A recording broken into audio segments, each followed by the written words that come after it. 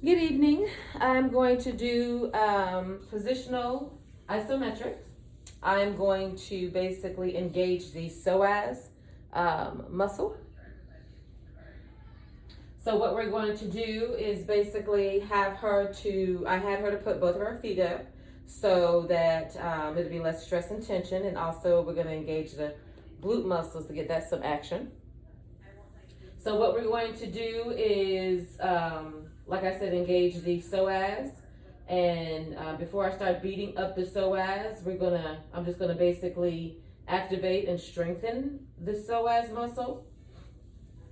Because what I don't want to do is include the TFL or the rectus femoris or the iliacus, etc. I don't want to basically engage any of the other hip flexors. Just strengthening the psoas.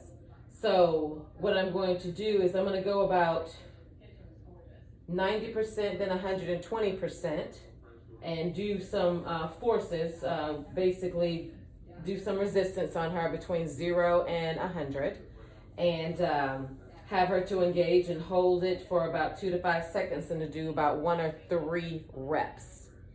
So let's get started. Let's go ahead and just kind of mess with her range of motion. She's pretty young, no injuries, cheerleader, quite active. So it's a little bit more easier for her to have a better range of motion. She's 16 than the average adult. So she's definitely more flexible. So as you can see, her range of motion is pretty good. Go ahead and do it yourself, Trin. No issues with her basically pulling it all the way back.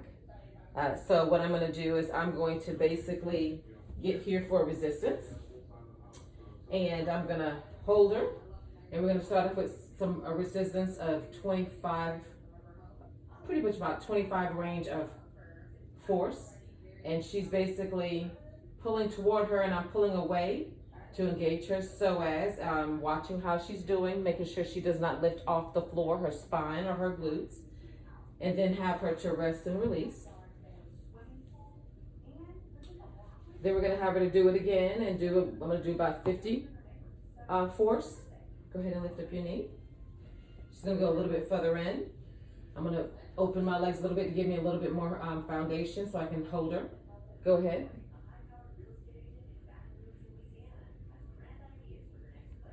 All right, release. And basically I don't want to engage the rectus femoris, so I'm just making sure like I really focus on that, just the two of the iliac and her psoas. We're going to go ahead and do 75.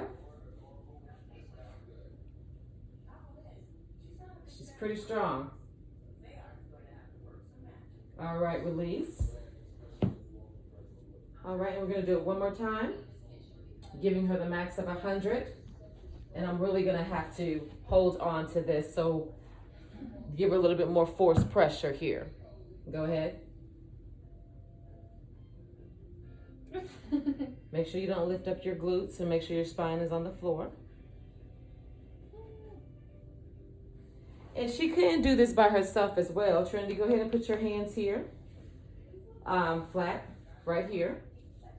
And she can do it herself by basically engaging her own leg here and pushing it toward while she's pushing it toward her, pushing it, basically pushing her knee toward her and her hands are pushing away. She can engage it like that as well and do it for herself.